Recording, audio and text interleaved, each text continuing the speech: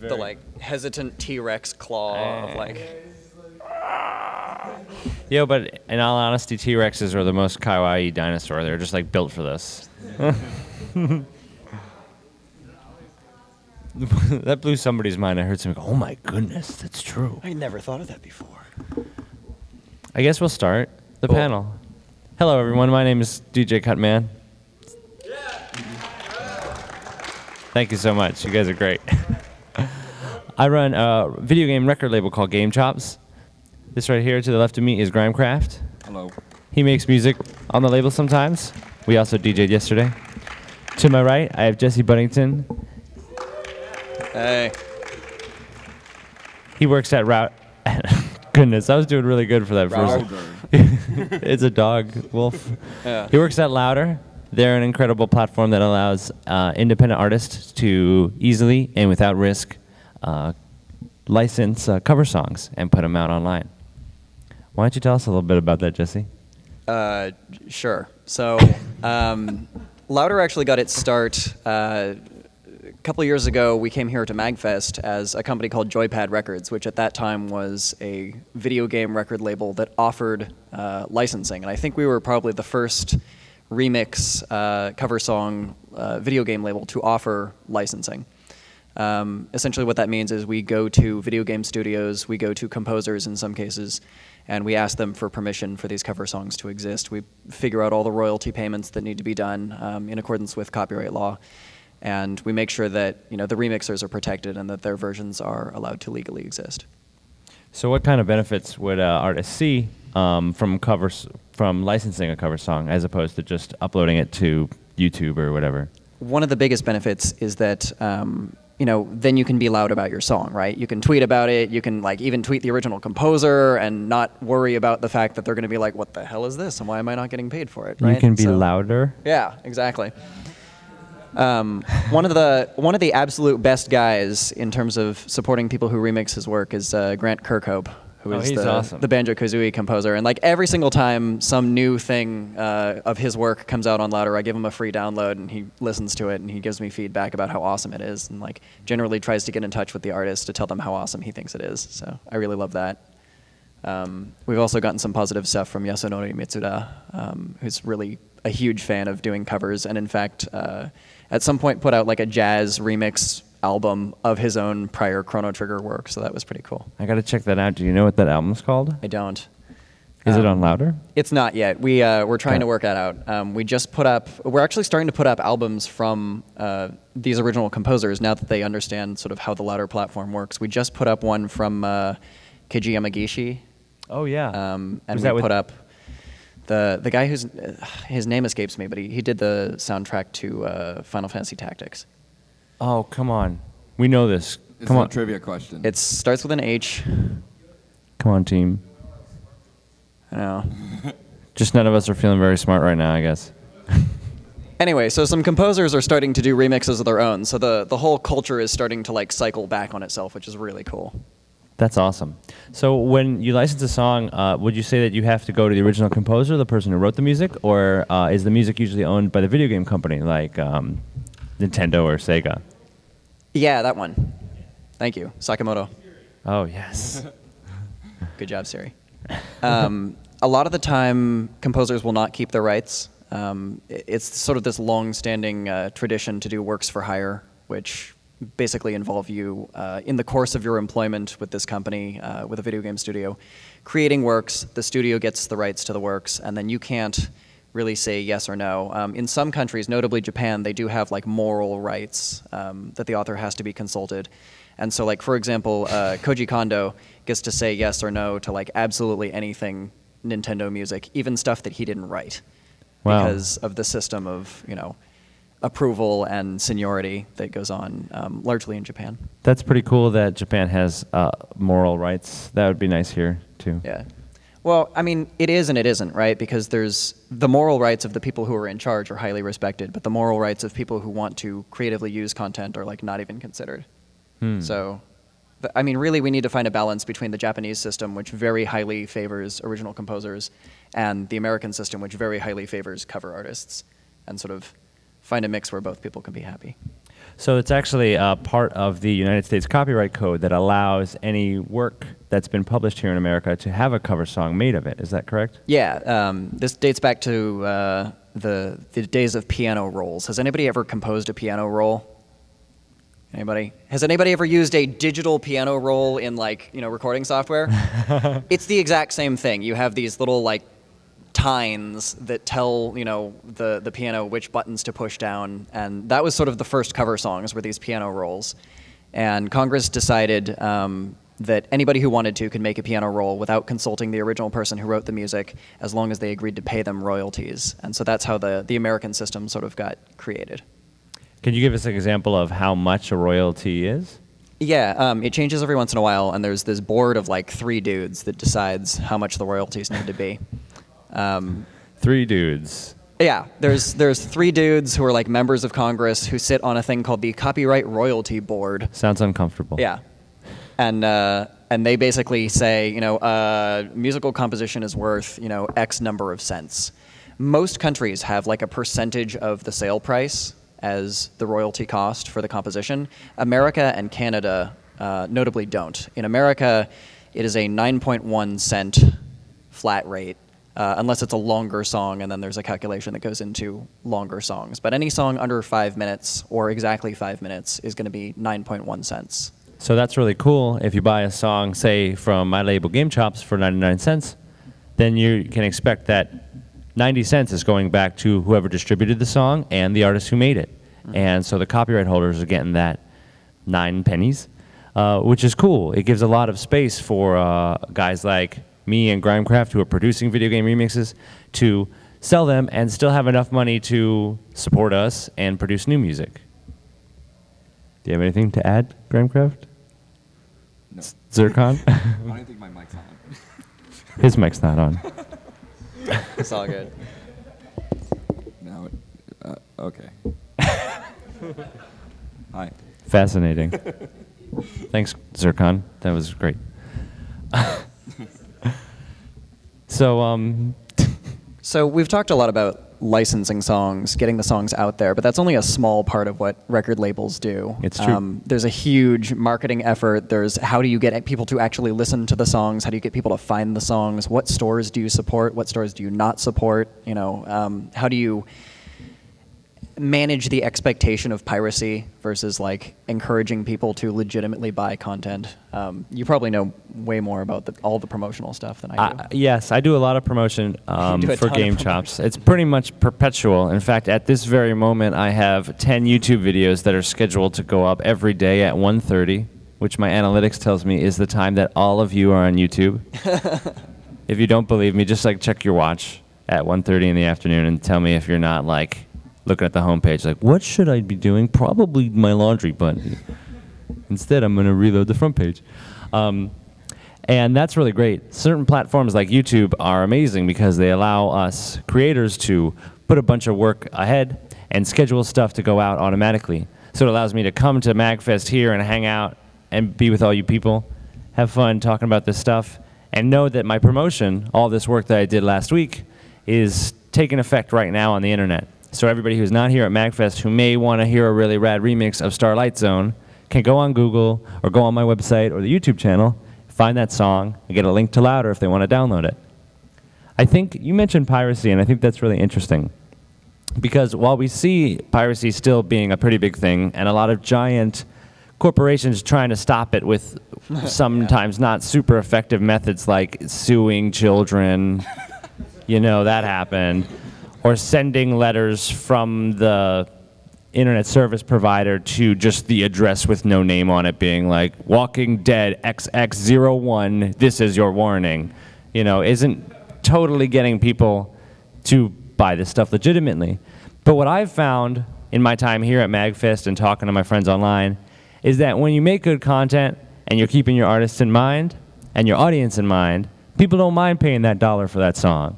And when they know that that $1 isn't going just to 20th Century Fox, but they're going to DJ Cutman and Grimecraft, and a little piece of it is going back to Sega, or a little part is going to Louder, the great company that made this whole thing possible, I find that people are much more likely to download that song because it helps make them a part of the actual thing and makes this possible. So when you do download that song from Game Chops, or when you go online and you find a tune that you really like and you're thinking, well, should I rip this off of YouTube or should I click that little buy link? Know that you really are helping the artist when you pay that buck. And it may not seem like a lot to you, but if there are enough people out there paying that dollar, you really are helping the artist make their next song. And I think that's really awesome. Yeah. A little slow clap action. That was nice. Yeah, it's interesting, the piracy thing. I mean, you can't have an internet business without talking about it. And we took a position pretty early on that was informed by sort of the philosophies of Valve. And Valve and Gabe Newell has always said that, like, you know, piracy is not a problem of people stealing content. Piracy is a problem of legitimate content not being available easily enough. Right. And so if you make the content very easily available and you let people know what their money is going toward, they are more likely to support you. I've bought tons and tons of games off Steam. I've played maybe 5% of them, but I've bought most of them, largely indie games, because I want to support the kind of games that are being made. I see a game with a cool game mechanic and I go, I work way too much. I will never be able to play this game, but I'm going to buy it because I like games where you can, like, you know, grab things and throw them at people and have them explode and stuff, you know? Who doesn't like that? Yeah. So, like, anytime you see something with a cool game mechanic, you know, pick it up. Anytime you hear a really cool track, you know, pick it up. I buy tons and tons of stuff from Game Chops just because I love all the, you know, really heavy bottom stuff on the remixes and things. The heavy bottom. Yeah. But, like, you know, my personal library is really eclectic. I buy a lot of game music bundles, which have just tons of different indie soundtracks. I buy things, you know, classical music. I buy, you know, jazz remixes, all kinds of stuff. And most of the time, I'm not having a whole bunch of time to listen to this stuff because I have to listen to all kinds of music that's coming in all the time to Louder. But I buy the music because I like those artists, I like what they do, and I want to support them. You mentioned bundles, and I think that's really cool. Oh, yeah. The thought 10 years ago that you could buy a bundle of professionally produced music was just impossible. Like the thought of, oh yeah, you can get Britney Spears and Lady Gaga and Lady Gaga's best hits all for $10. Like that would never have ever been possible. But now that the way that music production has changed so much in the past 5 or 10 years, it's easier than ever to make music that sounds really good without the need of a bajillion-dollar studio or $bajillion worth of gear. Yeah. And because of that, we're seeing independent guys like us producing tracks that sound really cool. And when it's just a couple of guys working for a bunch of hours to make a cool track, there aren't a huge staff of a major record label that needs to be paid every time it gets downloaded. So that allows us to sometimes bundle up our music and allow you to get a ton of music at a really low price. At the Game Chops table, we were selling a USB drive that had our whole catalog on it for an incredibly low discount of what you'd be if you individually download. Yes, there's one right there, and it will open up your beverages. Oh, and it's a bottle opener. That's classy. Yeah, it's kind of classy. It's a certain kind of class. And I think that's really awesome. We're seeing now revolutions in not just the way that music is made and the kind of music we hear, but in the way that it's offered. And those revolutions are happening. I guess it's more sort of a renaissance. It's happening with indie guys, you know, guys like Grimecraft who are producing tracks in their bedroom or on an airplane or in a hotel room 2 hours before our show. True. And I think that's really cool. And just to circle back, you know, when you buy a track from Grimecraft or even when you follow him on Facebook or SoundCloud, that is you actively supporting his future making music. And that's what I just think is so awesome. You know, pop music is still popular, sure. A lot of people still listen to the radio. But I hear more and more of the people that I come in contact with are getting their music on the internet and know all kinds of artists from all over the world that are doing really, really cool stuff. We got Kevin Vallejo and Sushi Killer from Monster Cat right here in the front row. And that's a label of so many artists from all over the globe producing earth-shattering music that we may have never heard 5 or 10 years ago, that may have never gotten played on any radio station. But thanks to the internet, thanks to things like YouTube and SoundCloud, it's accessible, and guys like this are able to start making a living by just those dollar downloads or for sale on a compilation. Or free. Or free. What are you guys' thoughts on that? Oh, I have to kiss this mic, huh? I feel weird about germs. What are your guys' thoughts on free music? Oh yeah, that's actually, I'd be interested to hear what you guys think. A lot of artists will put up an album for name your own price, and I just want to show of hands, if you see your name your own price album, how many people in the audience would pay for it? See, that's awesome. If it's good. When I hear bad music with a price tag, I download it, but I do not pay. Yeah?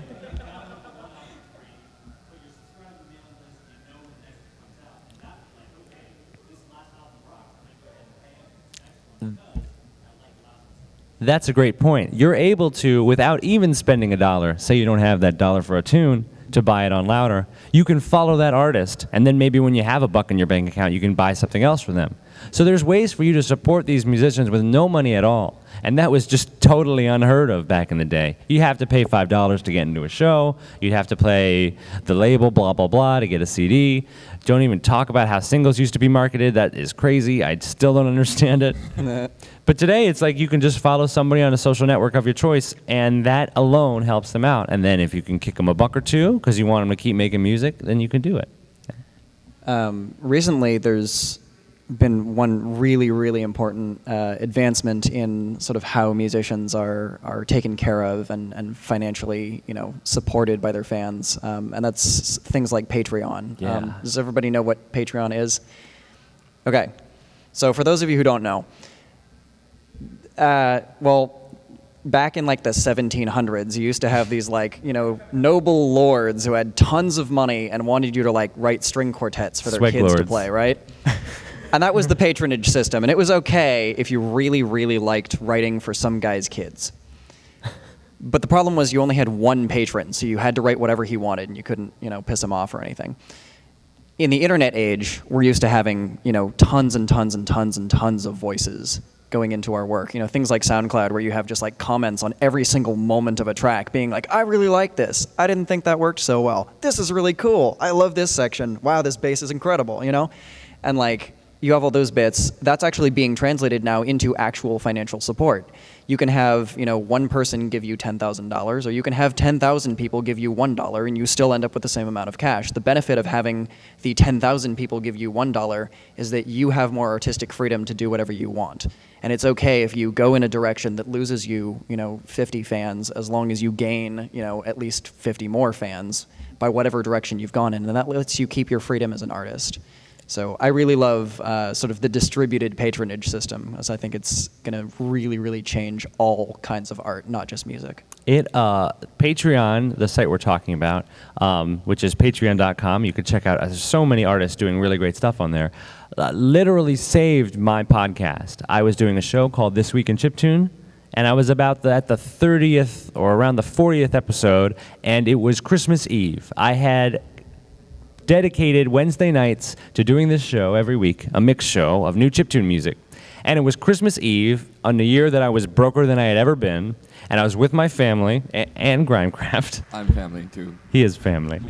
And I was doing this show, and after it wrapped up, I said to everybody, I don't know how long I can keep doing this. Every new episode I post fills up more of my hosting, and when I cross that threshold in a couple of weeks, my bill's going to jump up. And every week, I'm spending anywhere from $5 to $30 on new music to fill out the show. And that was right about the time that Patreon was really getting going, and I thought I would open up a campaign to see if I can get enough people to help me keep this thing going. I asked for $50 a week, which was about what the next tier of podcast hosting is, the big hurdle that I couldn't cross on my own. And it wasn't even 7 days until I had 30 or 40 people who listened to the show, who each pledged somewhere between $1 and $5, crossing that goal and making it totally possible for me to continue the show. This Week in Chiptune will be entering its 92nd episode next Wednesday. Cool. You can clap about that. I think that's pretty awesome. And through the generous support of listeners, through Patreon and through other sources, we've been able to upgrade the show to include video, have special guests. There's a little sneak preview. Grimecraft's going to be on next week's show. Not a spoiler. Spoiler alert. And it's really, really awesome. But more awesome than the fact that I just get to keep doing my awesome show and I have a bunch of great listeners, is that by getting this financial support from a large number of people for a relatively small amount, It actually makes it safer than a traditional job where I could just get fired, oops, which happened to me about 2 years ago. I was working at a creative agency doing very boring graphic design and animation work. I'll explain to you this work that I was doing. I tried to compare it in my head to DJing because I was basically doing transitions, which is kind of the art of DJing. You guys ever like go into a McDonald's and there's like the flat screen with the menu on it and then like the donuts scrolling by and the coffee being poured and the French fries video? I was the guy who scrolled the donuts. All right, and I did that 9 to 5 for Aramark, the global food service company, scrolling the donuts. And my creative outlet at that job was deciding what order to put the donut images that I was given. This is really what I was doing. And the job was dry, but my boss was pretty great. And I was able to work off some of my college debt, but I didn't have a whole lot of time for music. Sometimes I'd get home from an 8-9 hour day and just be so blasted that I couldn't do anything. Then this job that seemed totally great, that was making me money and helping me pay off my debt, there was a structural change in the company, and I was cut from about 38 hours a week to 6. They didn't even want me for an entire day, and it wasn't because I wasn't doing a good job. I was the best darn donut scroller that they ever saw at that company. But that's just what happens sometimes. So I turned at that time to the sales that I was getting on Bandcamp and tried booking more DJ gigs, and I barely scraped out of that year. But that's about the time that I started This Week in Chiptune and dedicated more time to my music. And it wasn't until Patreon came along and I got this awesome group of now almost 90 people contributing anywhere from $1 to $16 a week that I'm able to do this show with more confidence than I've ever been able to do anything before. Because even if one of those people can't do it anymore, or a group of those people get hit with hard times and have to stop pledging, there's such a high number that it keeps me safer to keep working. So even my sweet, boring job that I had to wear uncomfortable shoes to seemed like it was going to go on forever. This Patreon campaign is really the most confident that I've ever been in working with music and continuing creative stuff. So yeah, Patreon's great. Yeah. Do you guys have any questions about Patreon or anything we've touched on? I'm actually so kind far? of interested in what various people are coming from in terms of background. Oh yeah. We should do that hand raising thing. That worked really well. Oh yeah.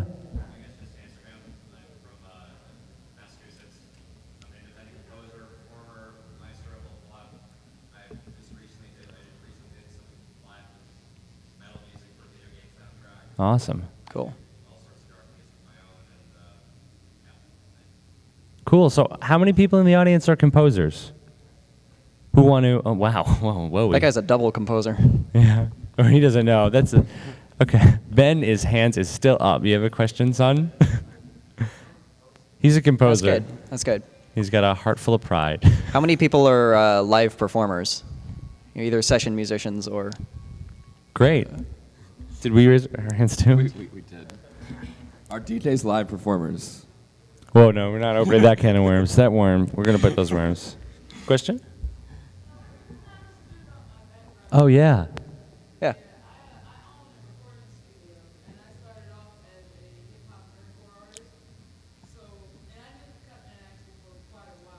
Since the early days.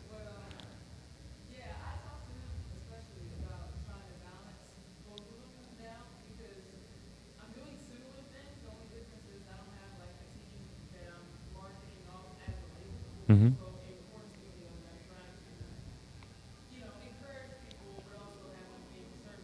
Mm-hmm.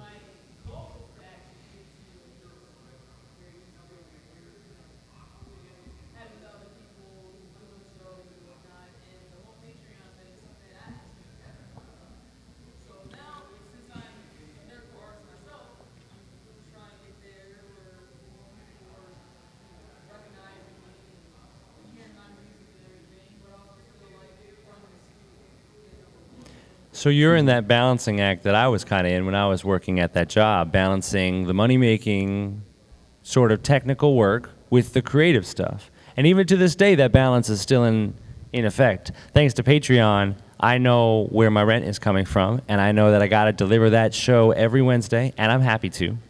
But there's...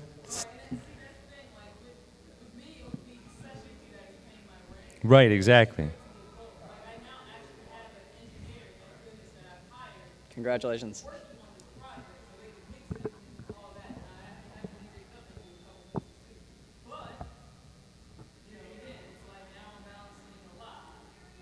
That's very good, and thanks for bringing that up, Lady J, because it's true. Even if you fix the financial problem of goodness, where's my rent coming from? It doesn't change the balance of you having to work with both the technical or administrative stuff with the actual creative stuff. If you want a life where all you do is creative stuff, you know, guys, it may be out there, but I haven't found it. I'm 29 years old, and I've been looking for it my whole life. But what I have found is that when you figure out a way to do the important stuff, or you find people to partner with who can take care of some of it for you, it makes it a lot easier to be able to set aside that creative time to make a beat, to spend an entire Monday making songs, and be like, oh crap, I gotta do emails tomorrow. Yeah. It's a balancing act, and it's hard. And I think the reason that it's hard is the reason that we don't see a tremendous amount of people doing it full time, but it is possible. To give you a frame of reference, I have been performing and producing as DJ Cutman for 5 years now. And in my 4th year is when that happened with my job, and I lost all those hours, and I started trying to go full time. And I entered to what this day I call the year-long panic, where you really know you can do it, or maybe you don't know, but you think it's possible, you see a way, but the time management isn't there, and the priorities may be a little askew, so you sort of kind of freak out. Maybe pull a couple of 16-hour days and then do a couple of 12-hour naps. And I think that's normal. My sister is working through that too. She's here in the audience somewhere. And she's handling it really well, but you know, stress can run high sometimes. The important thing is to always find time to do the creative stuff that you like just about every day. I try to work on music every day. And sometimes it's mastering a tune that I really like a tune from Grimecraft that I really enjoy. Working on a beat from scratch for nobody, just like, hey, I made this beat because I really was listening to the Snake Man theme, and I just had to do it, and I was supposed to be doing my laundry, and it's still in the dryer. 3 hours later, I have this cool beat, I'm going to post it to SoundCloud, and then I'm getting down there and turning that dryer back on, because everything's moldy. That got kind of in-depth there, sorry. It's too real. Yeah. Yeah? Yeah.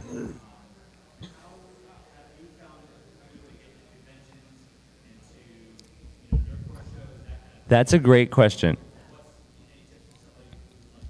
Yes, conventions were the foundation of my whole DJ Cutman act.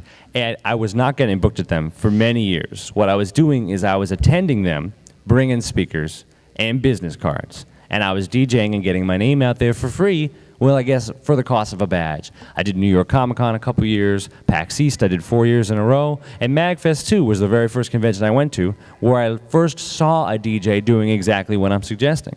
Playing wherever he could, sharing his music and handing out cards or demos and getting his name out there. And it took a couple years of that before I ever got booked. But it was MAGFest, actually Nick Marinelli, who's one of the operators of MAGFest, who reached out to me at PAX saying, I saw you at MAGFest playing in the hallway. I see you here playing in the hallway. How about a late night stage show at our show in MAGFest in, at that time, Alexandria, Virginia? And I said, hell yeah, man, let's do it. And it wasn't a paid gig, and you know, to this day, MAGFest is a nonprofit. These aren't paid gigs for us. Me, Grimecraft, Ben Briggs, who was here, and the other guys who are on stage, Kevin and Ian. We didn't get paid for this, but we do it because it's great. And then we go down to that merch table, and that's where we make the money to get, you know, to get dinner, to get home, feed the gas tank, as Ben says. And it's really amazing because this group of people, this scene of video game music really, really is supportive in a way like I've never seen before. And it has not only enabled but empowered me to continue doing this and has gotten me to survive those first 5 years. Yeah? That's fine.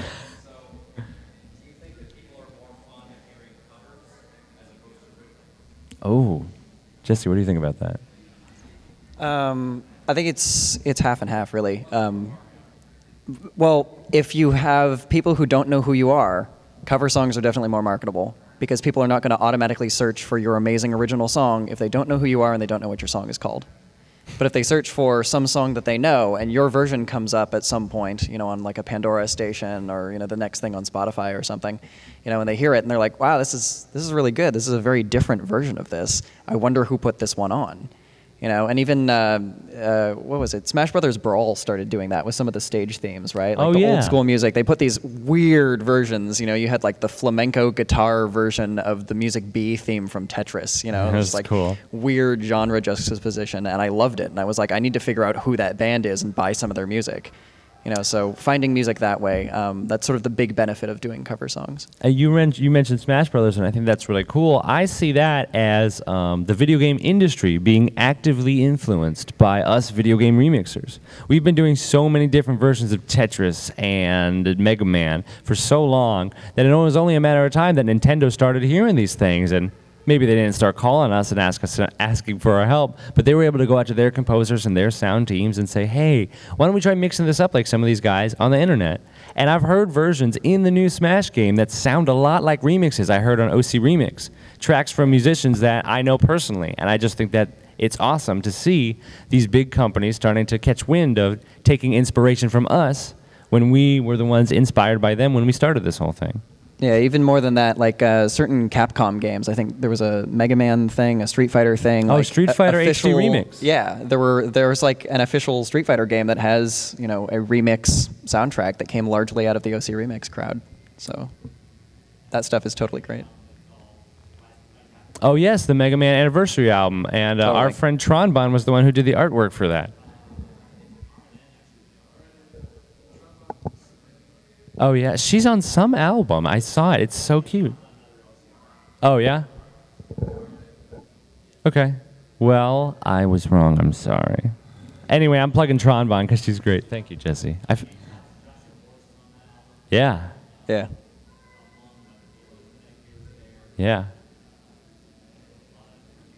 A lot of great guys, a lot of really great great talent in this video game scene, and it's so cool that we started as kind of a fan community, and I guess we still are, but we're starting to produce music and musical products that are like at a professional level now, and I think it's just so rad. Well, and I really feel like we're moving ever closer to the situation where, like, you know, remix artists and original composers who, I mean, if anybody saw the Yu Miyake show, like, it's clear that he's still an active DJ and is still quite good, you know? And He like, killed it. Yeah, but like, there's no reason that, you know, our legends can't play with us. And I love that. I love that about MAGFest, Yeah. and I want that to be the case for sort of the broader video game music scene. So I think it'd just be so cool. Yeah, it's awesome. Yeah?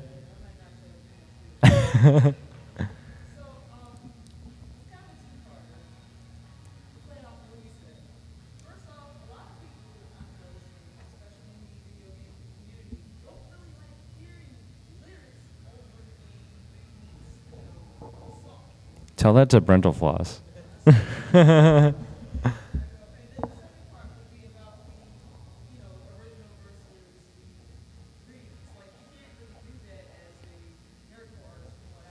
All right.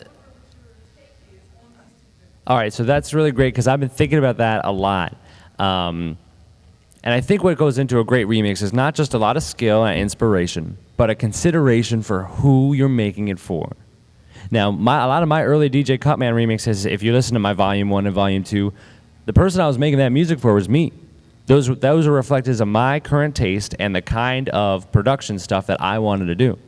Now that I've been doing this for so long and I have an audience, like just like you all here at this panel and everybody who follows Game Chops, I'm keeping you in mind. And that's why I follow so many people on Twitter, and that's why I respond to my comments on YouTube, because I want to know what people like, and I take that into me when I start a new production. So you saying that you don't like, that you found that people don't like lyrics added over game music, maybe you're not thinking about the right people when you're writing those lyrics. Or maybe you're not considering who exactly are you making this for. I would advise against trying to make a pop song that appeals to everybody, and rather make something that you genuinely like for someone that you genuinely know. Even if that's just yourself. Make the song that you would love to hear, because people will respond to that, and you'll find out more people have the taste in common with you than you ever thought. Before I came to MAGFest, I didn't know that there was a group of people out there in the real world who liked video game music at all.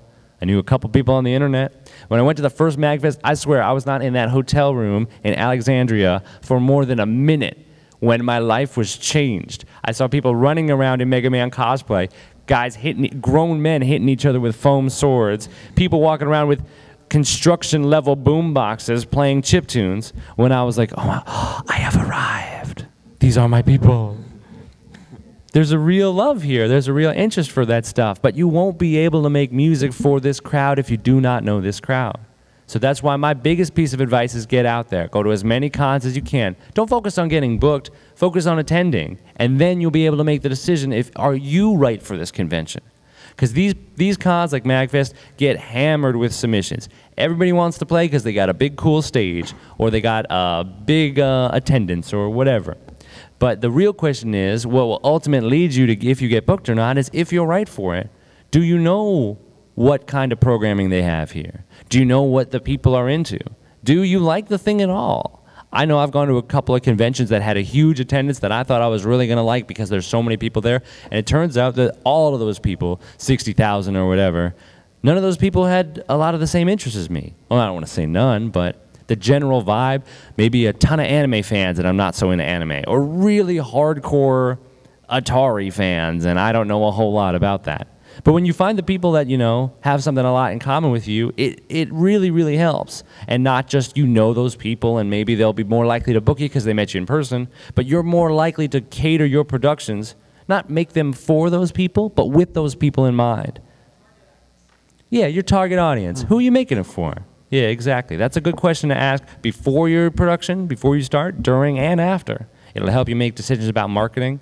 Where are your people listening? On SoundCloud, on YouTube? Or for me, I started playing on the street because I didn't know how to get a DJ act. I didn't know how to get booked. I didn't even really understand that DJs would get paid unless you were in a big club. So I started playing on the street of the city I was living in. I put my stereo inside of my cat carrier with an extension cord hanging out of it and my Chaos pad like built in the side, and I would plug into a public outlet, keep my volume at a reasonable level, and sit there with my little red MacBook and just like play my Chrono Trigger beats and play my Final Fantasy beats, and a couple of people would stop and jam out for a little bit, and I was like, all right, this house version of Gato's theme from Chrono Trigger is really connecting. And then you get a ton of little bits of information that can help you lead. Well, maybe people like Chrono Trigger. Well, maybe people like house music. Well, maybe those people were wasted. Maybe wasted people like Chrono Trigger. All this kind of information that you simply, that is abundant when you're out there, when you're sharing your music and when you're interacting with real people. The internet stuff is really important, but there are books you can read on it. The real value I've found with DJing and turning my hobby of making video game music into a career is getting to know people and then going back and producing with that knowledge with those people in my mind. Can I add one more thing to that before we move on? So one important thing that I think needs to be said is that your community helps tell you who you are. You can have a very solid idea of who you are, and you can be like, I'm only going to make, you know, dubstep, you know, versions of Pokemon music.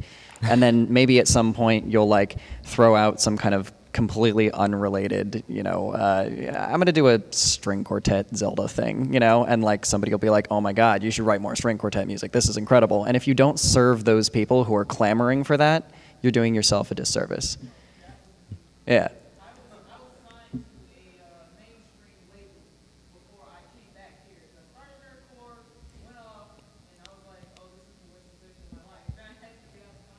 Mm-hmm. Yeah.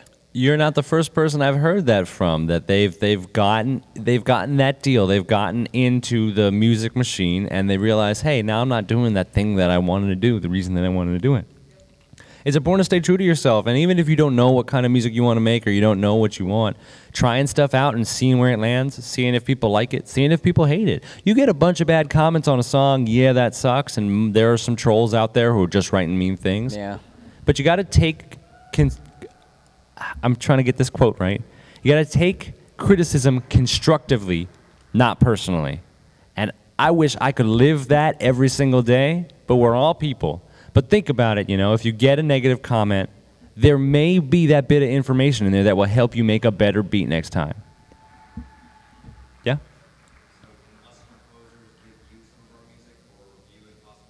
You can always send me music. I feel like I've given quite a bit of info, at least in terms of like the story about scrolling donuts and doing what you love and whatever. But yes, you can absolutely send me music. I can't guarantee I'll respond to every email I get, but I'm on Twitter at Video Game DJ. Oh, you got demos. See, this is... Wow, that's awesome. Yeah. Producing. A lot of people use the word producer these days to mean makes music with computer, but that's not really what that word means. A producer is somebody who makes a product. Producer, product. So if you make music with a computer and you just do it for yourself, you're an electronic musician, and that's great. But if you want to be a producer, if you want to make this your life, you want to make some money, not for the money, but for the ability to make more music, you got to focus on finishing tunes and turning them into something that you would pay for. If you put out a song that you wouldn't pay 99 cents for, maybe you better put it out for free, you know? Yeah, it's important to keep in mind, you know, if you want to try to do this professionally or even just as a side job, you know, finish your songs and get them in a state where you think that, you know, they're worth something to you. Because you never know who will share your opinions online or off. It's also incredibly hard to sell your music without believing that your music is worth something. And again, you know, as Chris said, like, it's not about, you know, getting stupid rich, because none of us do any of this to get stupid rich. We do this so that we can eat and sleep somewhere comfortable and continue to make great art. That's it right there.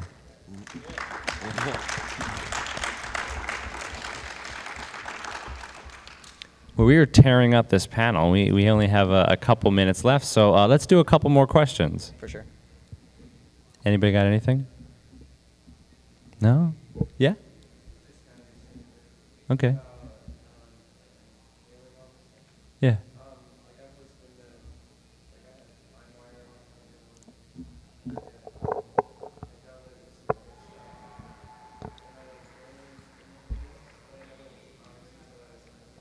Mm-hmm.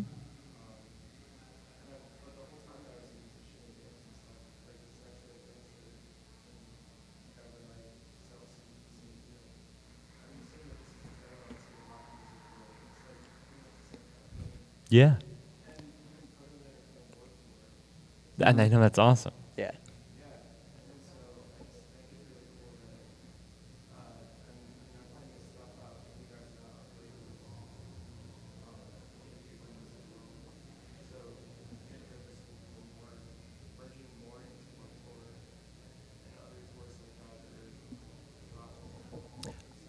I think that this scene is growing, and it's growing very fast. And with music, I mean, when I first got into this, I looked at guys like deadmau5 and Skrillex and Tiesto and these guys who have been doing it for so long and are basically kings of the world. They can play anywhere they want. They can get unlimited money for everything. And what they all had in common is that they had been doing it forever. I think, I don't want to say this is a fact because I'm not sure, but I think that music is an endurance game. It's not, can you make the most bangerest banger right now? It's not, can you make the trendiest tune that ever happened? It's, can you continue producing music that you like for a long time? It took me 5 years to get where I was, and 1 year ago, I was pretty close to where I had started. But things have really picked on. My Patreon and my podcast have really clicked, and both of those things started as kind of an impulsive idea that I just felt equipped to be able to do. I think I could do a show every week with how much chiptune music comes out on Bandcamp, and I gave it a go, and I was able to. If I had put it all down on paper beforehand, I don't know if I ever would have taken that leap. But I had done enough stuff that I felt like it was possible, and you know what? It ended up being the thing that kind of saved my life. Kevin?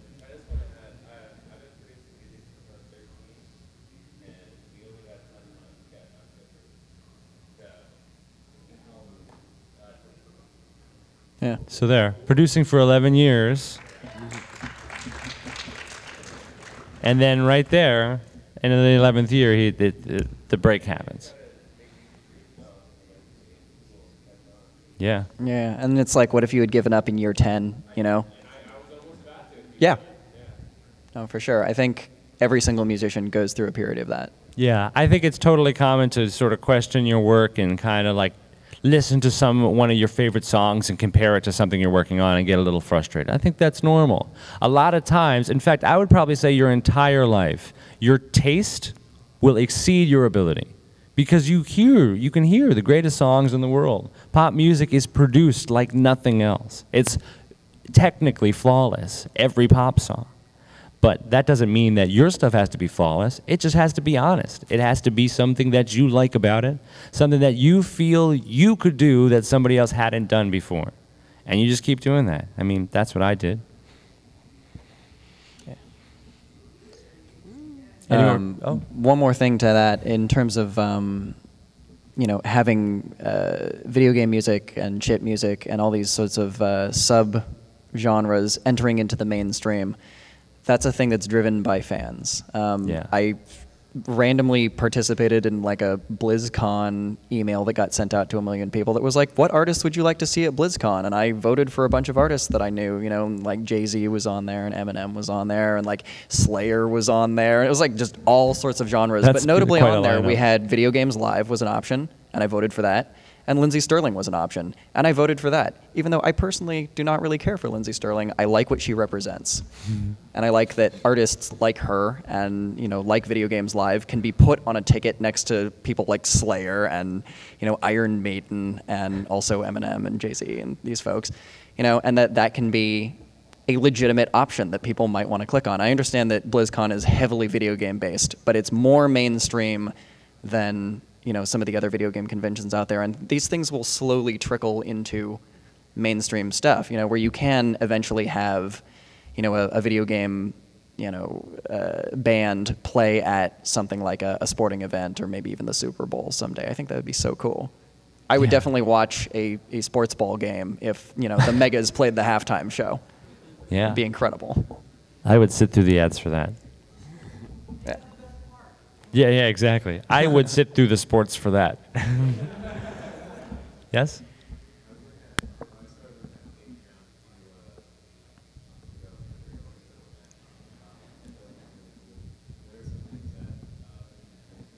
Mm-hmm.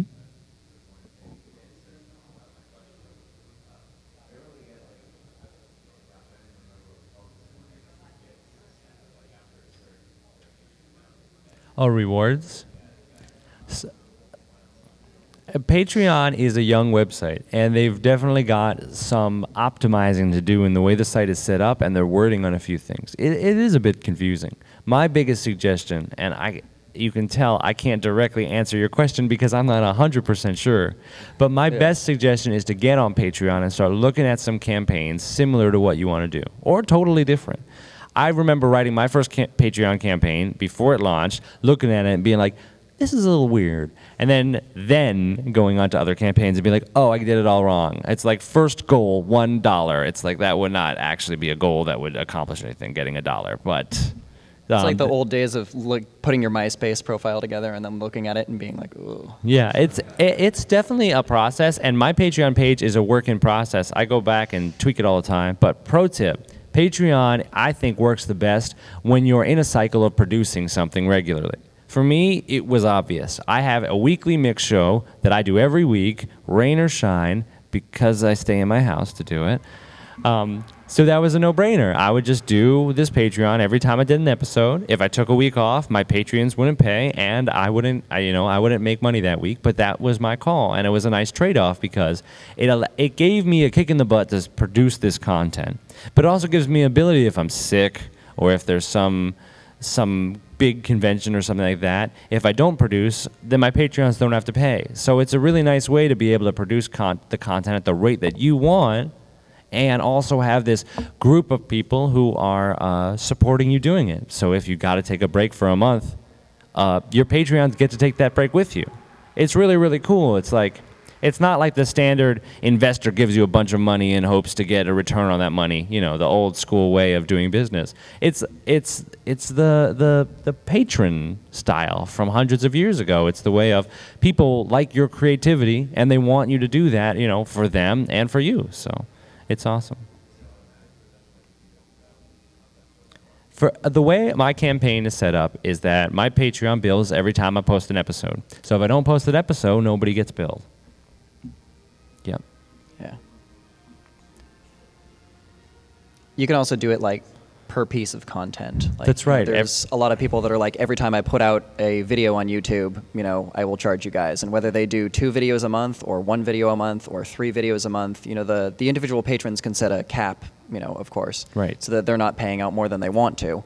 But, then it's up to the content creator to create as many pieces or as few pieces as they feel is appropriate during a particular period of time. Or as they feel like is good. I know that Brental Floss uses Patreon. He's a great guy and a great performer. I had the pleasure of mixing his most recent album. And he does it per flagship video, which means every time he produces a full-on music video for any of his songs, that's what his Patreon's in charge for. And if he does a fun, short little thing or a goofy little, karaoke version, he doesn't post it to Patreon, and the patrons never get billed for it. So it really gives you the flexibility, but ultimately it comes down to you producing that content that you feel is valuable. And I guess one thing I'd like to say, if you're in the state, and I say not if you are the kind of person, but if you're in the period when you're not comfortable with your own work, when you're producing music and then you listen back to it and you're not happy with it. I have a serious tip for that I had to get through myself, and I had somebody give me this talk, so I'm giving it all to you. The first thing you should do when you're like, oh man, this sucks, I can't believe I spent 6 hours on this kick drum or whatever. The first thing you need to do is save and close. Do not delete. For your sake and for everybody else's sake. You could be world famous 10, 20 years from now, and that whack little beat could be something that everybody would freak out over. So save and close. Give yourself 24 hours for your ears to recharge. Open it back up. You still don't like it? Before you get anything rash, before you get hype, share it with somebody. You can share it privately through Dropbox. You can post it publicly on SoundCloud. You can go on Newgrounds if you're so bold under a fake name and post it and see what the hell happens. The important thing is that all content has value, even if it's something crazy that you did in 5 minutes or something super simple that took you 2 days. Every piece of content has value, and it's important as the creator to remember that your vision of that content may not be totally true. So post that around to other people. If you don't want to share it publicly, you don't have to. I know a few guys that have multiple aliases that share their content under fake names just to get a feel for it. And you'll get out of it. That is a phase through any producer's life. When you're making music, you're writing songs, you're doing whatever, where you feel like, man, this just isn't as good as my favorite thing. And part of that may last forever, but it's important to remember that that is an affect of the producer that is not a shortcoming with you. And as you get more experience, it will happen less and less. Pro tips with Cutman. Yeah. Mm-hmm.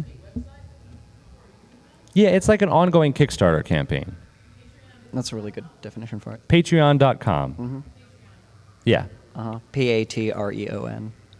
It was actually started by Jack Conte, who's one of the 2 guys from Pomplamoose. Yeah. Which is sort of like the poster child for, indie rock bands. With cute, weird music videos. Yeah. Yeah, they just had an incredible tour where they also published all of their books about how much money it cost. So these guys doing a national tour and being like, this is how much a national tour costs. This is how we were able to not cram their entire 12-person crew into one hotel room. I still need to figure that out. The other best thing about not having a label and not having a single patron is that you have a lot more freedom with what you can say. You have a lot more freedom with like the books you can post. Zoe Keating, who's a famous looping cellist, posts all of her like, this is what I made on iTunes this year. This is what I made on Bandcamp this year, and she gives her like actual numbers for people to digest and do what they want with. And it helps people see how much she is making as an artist. Which can help, cool. Set a benchmark for everybody who's hoping to do this as a career long term and give more time for music. Since this is a video game remix panel, I guess what we should probably close up with some of the benefits to going with a label. When we've just talked about how an artist can survive on their own and they don't need a major, and as some artists have found the hard way that sometimes signing with a major can actually totally suck. Jesse, you want to start? What do you think maybe a website like Louder can provide for an artist that would suck for them to have to do it on their own? Well, so, there are definite benefits to having a label and then to sort of doing it the do-it-yourself approach, right? If you have, and of course Louder is, you know, one of the do-it-yourself tools. They exist for things like game chops, for things like a lot of independent artists that want to piece together the different pieces of their career. But we have services that we provide, and we have services we notably don't provide, like marketing, any kind of, you know, getting your song actually listened to on stores. We basically just put things on various different stores. We try to make it easy for people to pay more. We try to make it easy for the artist to tell their story, but it's ultimately the artist's responsibility to tell that story in a way that makes their user base interested and engaged.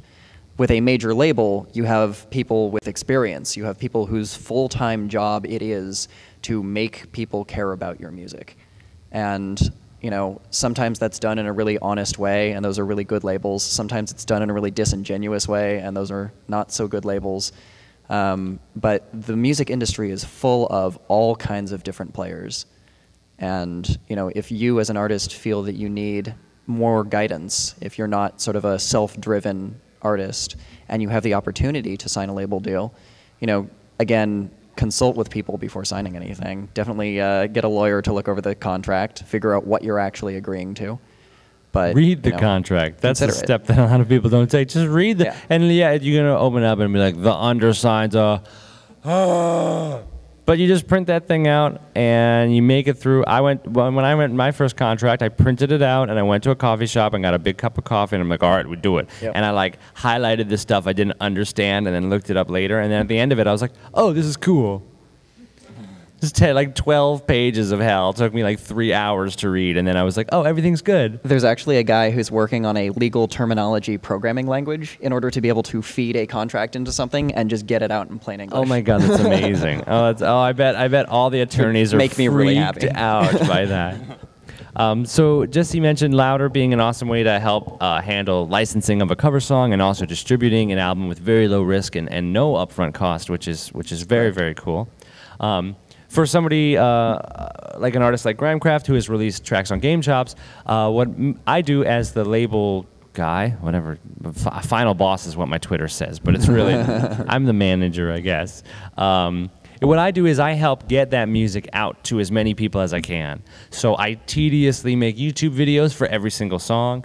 I do the 8 annotations per video. If you guys see the new album Spin Dash, there are 8 annotations in that thing. Yeah, Spin Dash is great. You should all check it out. Album. Please watch to the end of the video and click one of those very many annotations. That was painstaking work that took me hours and hours.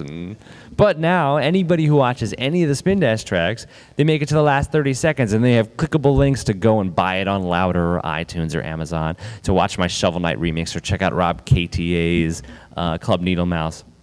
And that's what a label can provide, is a way to help the artist get more people to listen to their music so the artist can focus on making more music. If you really love making YouTube videos and you really love posting stuff up on SoundCloud, you may not need it. But if you would like to just spend more time making music or more time making art or simply don't have the time at all, sometimes an indie label like Game Chops or something else can be a nice way for you to get your music out there and also be part of a team, part of a family that's going to all the artists on Game Chops, some of them here in the audience who are just hanging out.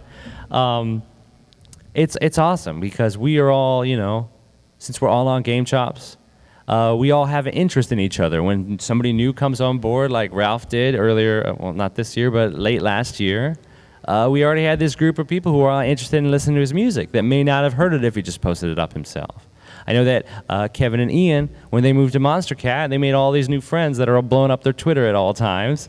And that's awesome. And that's another benefit that you didn't really get in major labels. You may be signed to the same labels, and you may be able to call up Madonna's manager and get a ticket to the Super Bowl or whatever. But when you sign with a cool indie label or a net label like Monster Cat or Game Chops, you're part of this group of people who have similar interest and similar aesthetic as you. And that can be really, really valuable. Lady J. It's all good.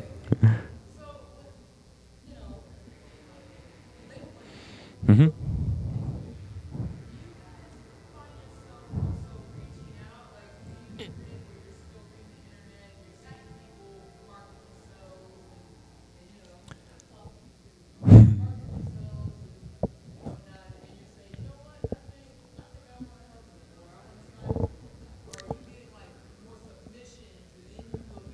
It's a little of both. When Game Chops was young, I was scouting people like Ben Briggs, who ran to the bathroom, or Blind, who's here somewhere at MAGFest. I scouted them, and I say, hey, I want you to start this with me. I want you to be one of the first guys on it. And I had to bug them, and I had to prove that I could do something to help out their music. For me, I have experience with engineering, so I was able to provide mastering, and that was a great thing. But being able to provide promotion, having a fat mailing list of people who are interested in music, or simply doing a lot of shows and being able to share tracks with people, that could all be of value. But the way that we find artists is like I said, I love hearing people's new music, and you can always send stuff to me. Send me a link on Twitter, send me an email. I'm Video Game DJ on Twitter and on Gmail, so you can just hit me up. And if something works, I think is going to work with the Game Chops audience, then hell yeah, then we'll move forward. And if maybe I don't think it's going to work, if I listen to it, I'll be happy to give you feedback on what I think may make it more accessible or where you might be able to take it. Yeah.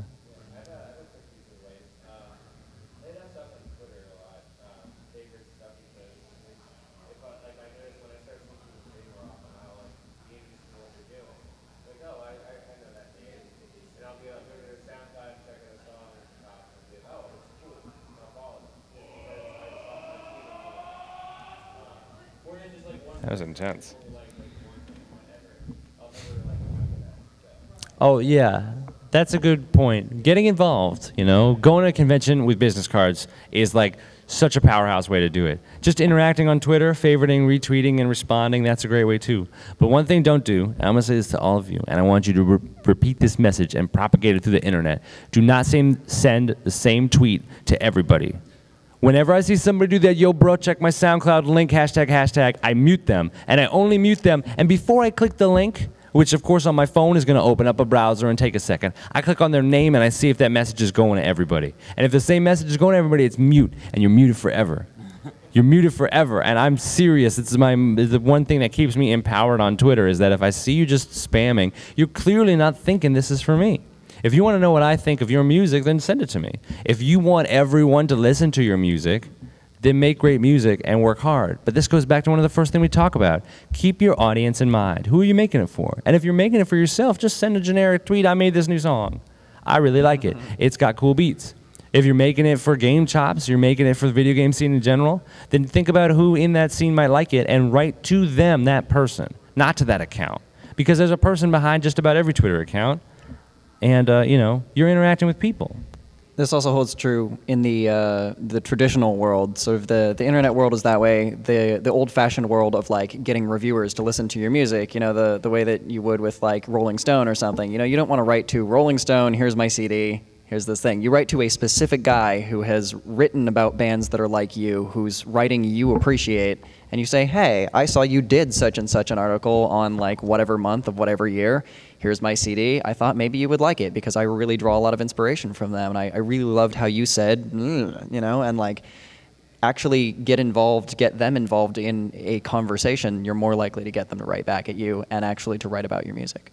That's a really good point. You gotta do the research first. Yeah. And then, you know, you gotta give them the time of day so they can give you the time of day. Right. So we're about at time. You want to take one more question from somebody who hasn't asked all their questions? Lady J, you can always call me too. Anybody have any questions about any of the stuff we talked about today? Yes.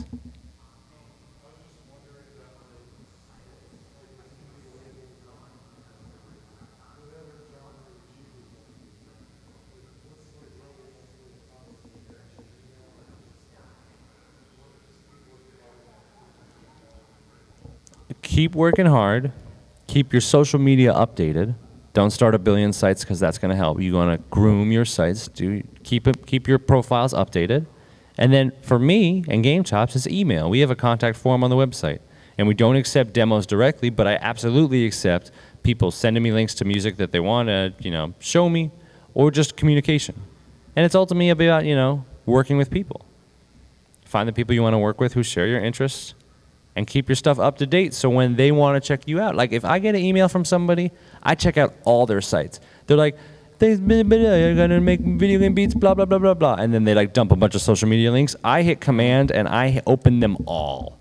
And I look at them all. And if they're icons are different or not filled in on one or another, it's clearly to me that they're overextending themselves. And if they're overextending themselves on their website, maybe it's going to be in their music too. So yeah, just keep your sites updated. You can do it all yourself. Make it something that you're proud of. And then reach out to the people who you want to work with.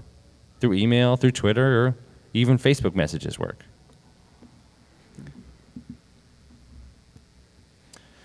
This was a good panel, I think, right? Yeah? Yeah. Thanks so much. Jesse from Louder. I'm Chris, DJ Cutman with Game Jobs. This has been Zircon. Standing in for Zircon. Grimecraft, standing It's in all for good. Zircon. Thank you guys so much for being here. Yeah, thanks.